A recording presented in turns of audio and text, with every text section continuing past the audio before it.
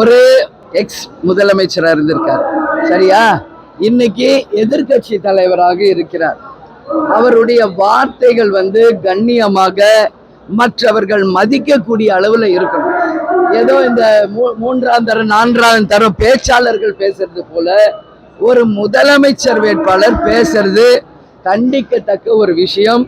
அவர் சொல்றாரு 1/2% ஓட்டு, அதே மாதிரி ஏன் உங்களுக்கு என்ன வயிறு எரியுதுன்ற, அங்க வயிறு எரியுற அந்த கருகிற ஸ்மெல் தமிழ்நாடு முழுக்க இன்னைக்கு வாசனை வருது.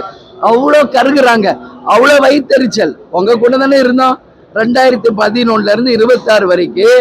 யார் கூட்டணியில இருந்தோம்? புரியுதுங்களா? எம்பி சீட்டுக்கு அவர் கையெழுத்து போட்டு கொடுத்தது உண்மை. நான் எங்க போட்டு கொடுத்தேன், நான் எங்க சொன்னேன்னு சொன்னார். பாருங்க, நீங்களே இத விஷுவல் எடுத்துக்கங்க. ஒரு 5 எம்பியும் ஒரு ராஜ்யசபாவும் தரப்படும் என்பதை அவர் ஒரு சைடும் நான் ஒரு சைடும் கையெழுத்து போட்டிருக்கோம்.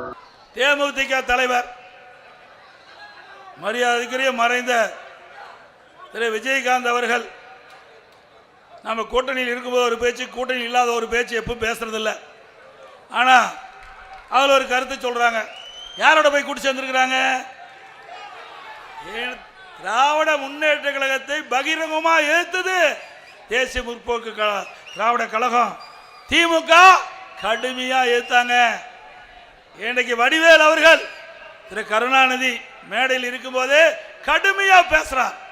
திரு விஜயகாந்த் அவர்களை கொச்சப்படுத்தி பேசுறார்.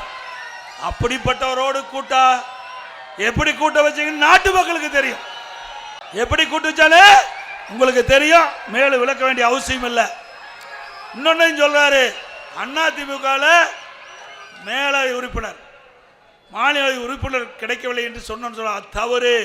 நான் 2026 எங்களோடு கூட்டணி அமைத்து சட்டமன்றத்தில் சந்தித்தால் நிச்சயமாக உங்களுக்கு மாநிலவை உறுப்பினர் வழங்கப்படும் என்று பகிரங்கமா தொலைக்காட்சியில் நான் பேட்டி கொடுத்தேன்.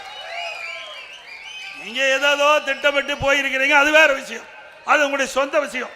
அதுக்குள்ள நான் போகவில்லை.